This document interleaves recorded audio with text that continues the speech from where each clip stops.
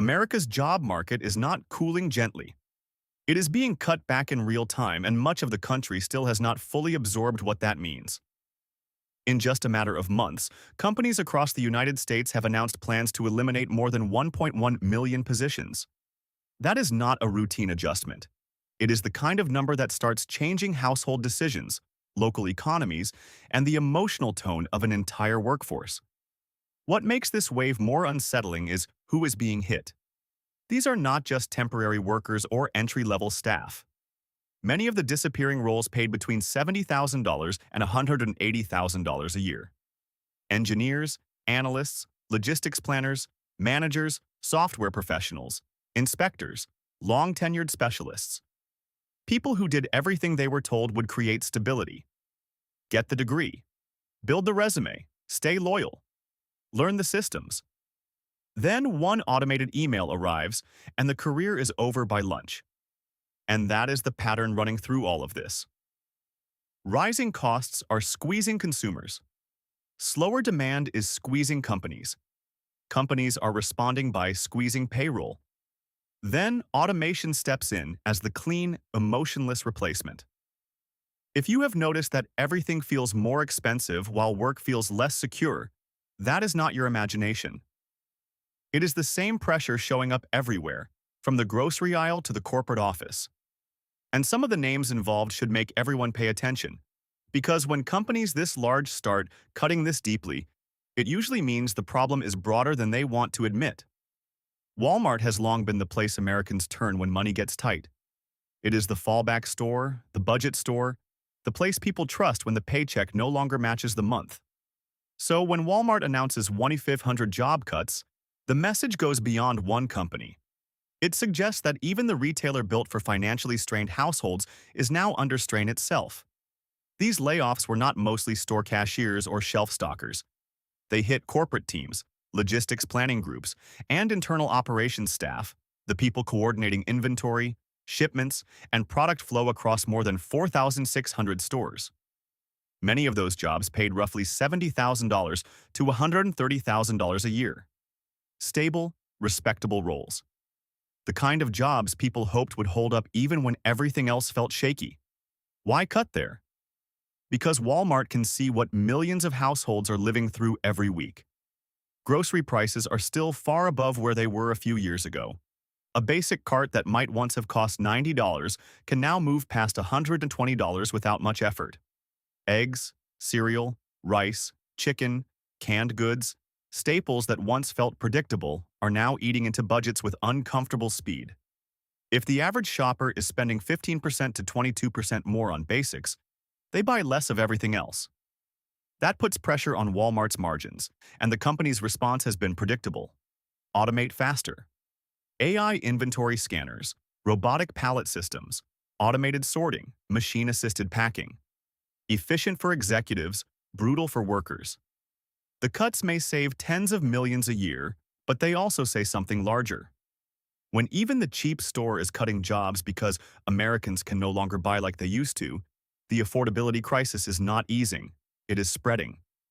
And if that feels alarming, the next example moves from discount retail to one of the most symbolic names in American industry. Boeing used to represent the kind of company people pointed to with national pride. It built aircraft, supported middle-class families, and stood for high-skill American manufacturing. So when Boeing confirmed around 2,500 job cuts, it did not feel like ordinary restructuring. It felt like another crack in a foundation already under heavy strain. These cuts reached deep into engineering, quality control, testing, safety analysis, and aerospace operations.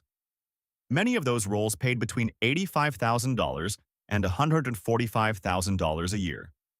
That matters because companies do not casually remove expensive, highly trained people from critical systems unless financial pressure is serious. And Boeing's pressure is serious. The company is still dealing with the fallout from production delays, supply chain failures, safety problems, and billions in penalties and lost trust. Over the past several years, Boeing has absorbed more than $31 billion in cumulative losses. In 2025, conditions tightened further as aircraft orders slowed, and regulators remained intensely focused on quality. One of the most troubling details is where some of the cuts landed. Teams tied to testing, inspection, and quality assurance were reduced, precisely the areas that should be strongest when a company is trying to rebuild confidence. Leadership says streamlined processes and automation will compensate. That may satisfy a spreadsheet. It is less comforting when the work involves bolts, wiring, sensors, and structural integrity at 35,000 feet. For workers, the damage is personal and immediate. Some spent decades at Boeing, expecting to finish their careers there. Instead, they were told their roles were being transitioned, which is corporate language with all the warmth of a parking ticket. And for the broader economy, the signal is hard to ignore. Airlines do not expand aggressively when demand looks uncertain. Aerospace does not cut into its skilled core when everything is fine. Boeing's layoffs suggest America's industrial confidence is getting thinner. And then there is the auto industry, where an expensive future has collided with a much weaker consumer reality. General Motors entered 2025 still trying to sell investors and the public on an electric future. But the numbers have made that vision harder to maintain. EV demand has been uneven. Battery costs remain high. Interest rates have made financing painful. And dealer lots have been accumulating more unsold electric inventory than executives would like to admit.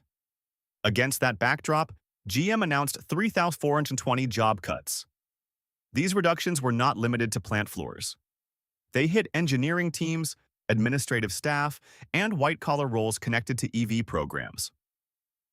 Many of those employees earned between $90,000 and $160,000 a year, working on software integration, battery systems, and next-generation drivetrains.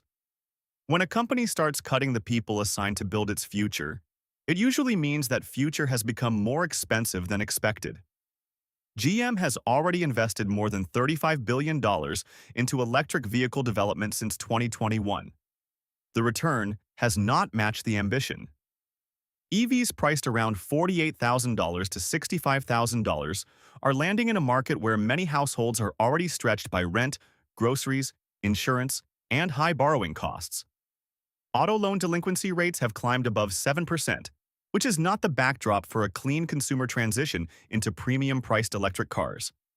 So GM is pulling back, trying to save hundreds of millions while it resets expectations.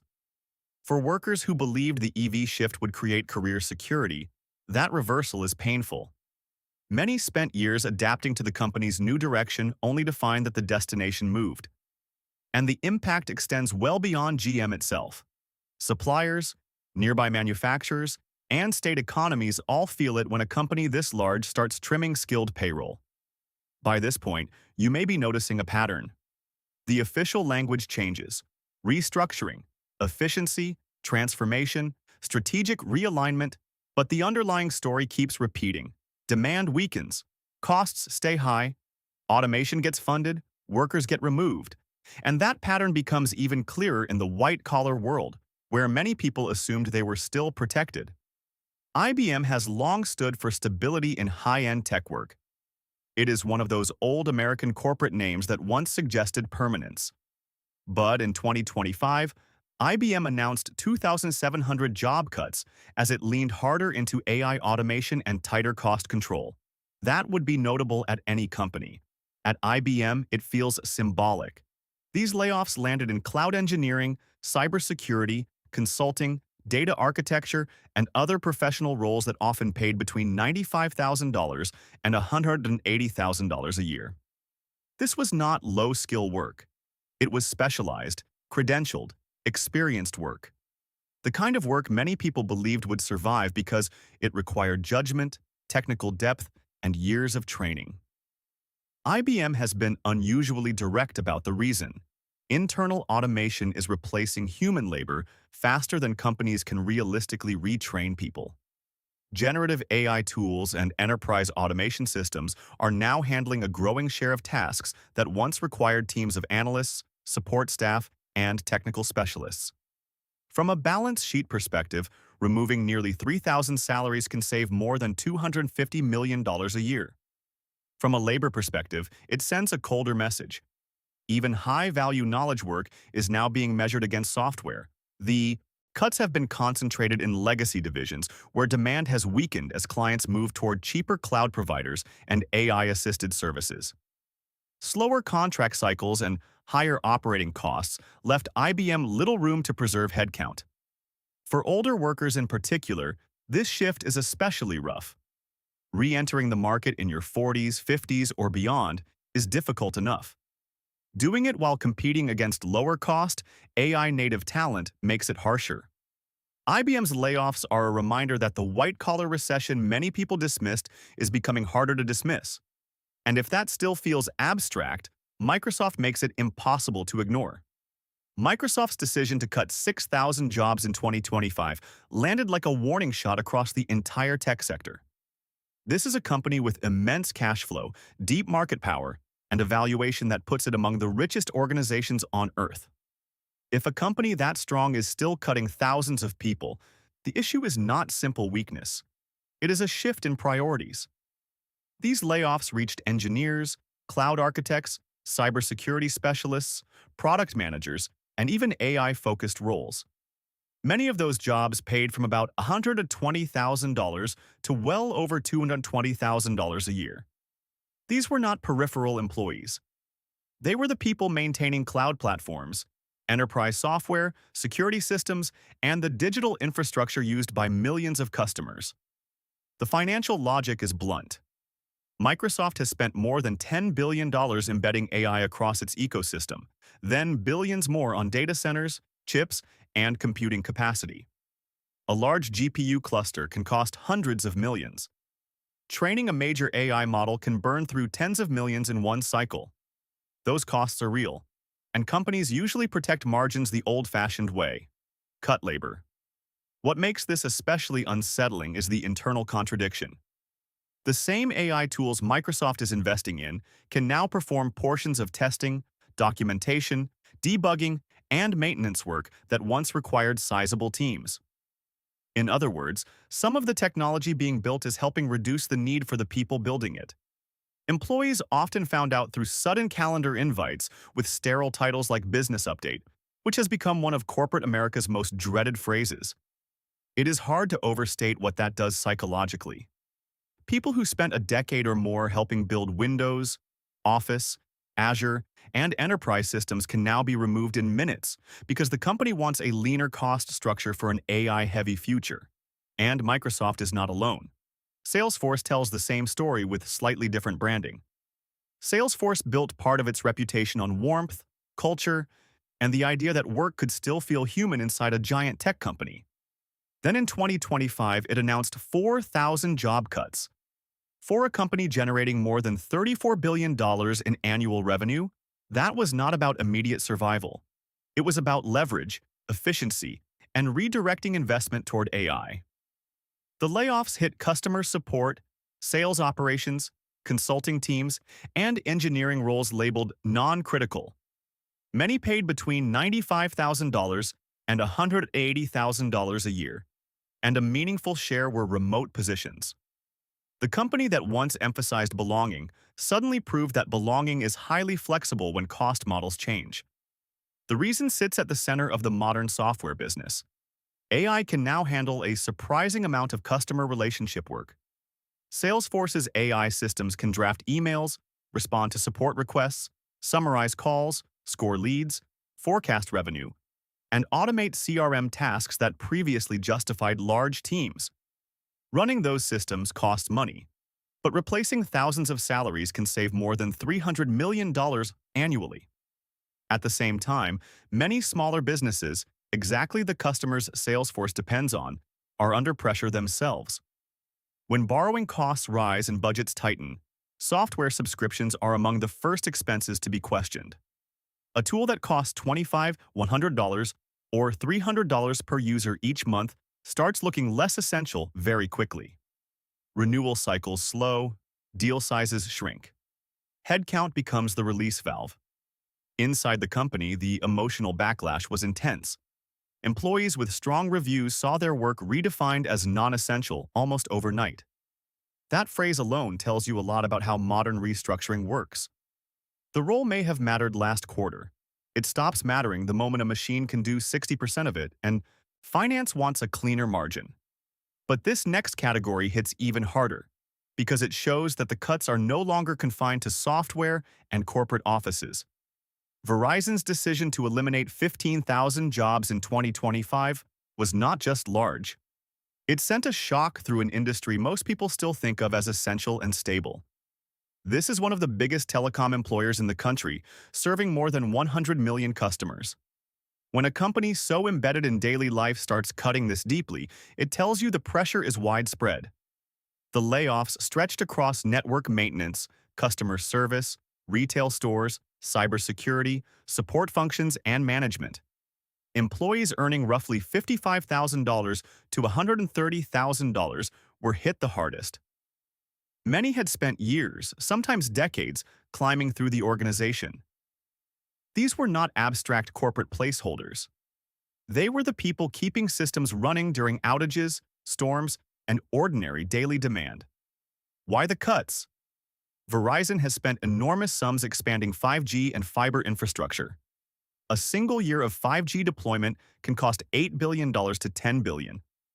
But the consumer side has not delivered the clean payoff many expected. Families under financial pressure are trading down to cheaper wireless plans. Verizon may charge $65 to $90 per month for premium service, while competitors lure customers with plans in the $25 to $35 range. In an inflation-heavy economy, that difference matters. So while the company continues carrying the cost of major infrastructure upgrades, revenue growth is under pressure from churn and competition. The result is a familiar move. Save more than $1 billion annually by reducing labor. For employees, that can mean a brief video call, a severance packet, and the sudden realization that even essential industries are not as secure as they appear. And if telecom can do it, semiconductors can do it too. Intel's plan to eliminate 20,000 jobs in 2025 ranks among the biggest downsizing moves in modern American tech. This is not a niche company fading quietly into irrelevance. Intel helped define the computing age. For years, working there carried a sense of technical prestige and long-term security. In 2025, that assumption broke. The cuts hit chip designers, plant workers, systems architects, R&D staff, and supply chain leadership. Many of these jobs paid between $110,000 and $190,000 a year. These are precisely the kinds of roles policymakers talk about when they promise to rebuild domestic manufacturing and protect strategic industries. Yet even here, payroll became negotiable. Intel's problem is brutally expensive competition. The company has committed more than $25 billion to building and upgrading fabrication facilities in the United States. That sounds visionary until you remember what chip plants cost. A single advanced fab can require $15 billion to $20 billion just to build, with billions more needed to operate efficiently. Delays, lower yields, engineering setbacks, and market pressure from rivals like TSMC and NVIDIA have made the economics far uglier than expected. At the same time, the AI boom shifted investor excitement toward GPU-heavy businesses while Intel struggled to reclaim momentum. Wall Street has little patience when a legacy giant spends heavily without producing clear dominance. So leadership turned to efficiency, which, translated from corporate language into plain English, meant removing people. The local impact is severe. Intel is not just an employer. It is an economic anchor in places like Arizona, Oregon, New Mexico, and Ohio. When tens of thousands of high-income jobs disappear, regional suppliers, housing markets, restaurants, contractors, and tax bases all feel it. A layoff on that scale is never just internal. It radiates outward. And then we arrive at logistics, where the message becomes impossible to ignore. UPS's decision to cut 48,000 jobs in 2025 sent shockwaves through the labor market for one simple reason. That is not trimming around the edges. That is a workforce reduction large enough to reshape communities. UPS is one of the country's biggest employers, and many of its positions were exactly the kind of jobs America claims to value: reliable middle-class work with benefits, union protection, and a path to long-term stability. The layoffs touched package handlers, drivers, warehouse staff, dispatchers, supervisors, and management. Many earned between $45,000 and $95,000 a year. These were physically demanding necessary jobs tied to the movement of goods across the country. In another era, that would have made them difficult to replace. In this one, they became a line item. UPS says restructuring and automation are driving the decision. That is true, but incomplete. The deeper issue is weakening demand. As inflation forces households to prioritize essentials, discretionary online purchases start fading. Fewer impulse orders mean fewer packages. And when package volume falls, a logistics giant quickly looks for a way to protect margins. Automation offers that path. Robotic sorting systems can cost $250 million per facility, but once installed, they do not need overtime, sick days, pension contributions, or lunch breaks. AI scanning tools, route optimization software, and warehouse robotics make it possible to handle more volume with fewer humans. UPS expects the cuts to save more than $3 billion annually. That number tells you everything about the incentives. For long-time workers, the loss is more than financial. Drivers built routes, knew customers, managed difficult physical labor, and expected that effort to buy security. Instead, they discovered that loyalty remains deeply appreciated right up until it becomes expensive. And if one logistics giant can do that, the largest online retail machine in the country was always going to push even further. Amazon's 2025 layoffs, 14,000, confirmed with estimates that total cuts could approach 30,000, stand as one of the clearest warnings of where corporate America is heading. Because when Amazon starts cutting at scale, it is not just reacting to the present. It is building for the future it expects. The cuts were concentrated in corporate and technical roles, especially inside AWS, logistics planning, retail operations, advertising, and AI development. Many of those employees earned between $120,000 and $210,000 a year, and some managed major business units. That is what makes the signal so striking. These were not fringe roles. They were central to one of the most powerful companies in the world. Behind the scenes, Amazon has invested more than $50 billion in AI, cloud infrastructure, and automation. Robotic fulfillment centers can cost from tens of millions to hundreds of millions of dollars, but once operating, they require far fewer workers than traditional facilities. Machines do not slow down, do not negotiate, and do not create payroll volatility. From a pure efficiency standpoint, executives see the appeal instantly. At the same time, Amazon's retail business is facing a more cautious consumer. When households stop casually adding $29 gadgets, $40 home accessories, and other non-essentials to the cart, margins tighten quickly. Cart abandonment rises. Growth expectations soften. Cutting thousands of salaries becomes an easy way to show discipline. The layoff process itself has been described by employees as abrupt and clinical, with system access cut almost simultaneously with termination notices. That detail matters because it captures the modern corporate mood perfectly. Maximum speed, minimum friction, no unnecessary humanity. And that is really the larger point in all of this. From Walmart to Boeing, from GM to IBM, from Microsoft and Salesforce to Verizon, Intel, UPS, and Amazon, the same forces keep showing up. Consumers are strained. Companies are nervous. Capital is flowing into automation, AI, and infrastructure. Human labor, even highly paid and highly skilled labor, is being treated as the easiest cost to remove. This is not just a story about layoffs. It is a story about what employers now believe the future should look like. Leaner, more automated, less patient, and far less forgiving. The old assumption was that experience would protect you. Increasingly, the market is proving otherwise.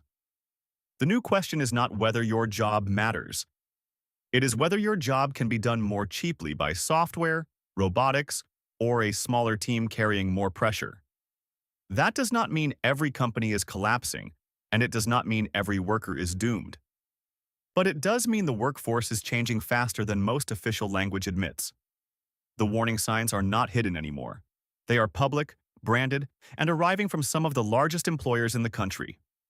If this trend continues, the real divide in the labor market may not be blue-collar versus white-collar, or college degree versus no degree. It may be human task versus automatable task. And that is a much colder framework than most people were prepared for. The important thing now is not panic. It is clarity. See the pattern early. Take the signals seriously. Because in this economy, awareness is no longer optional. It is part of financial survival. If this helped you think differently about where the job market is heading, consider subscribing. Not for drama, not for fear, but to stay sharp while the ground keeps moving.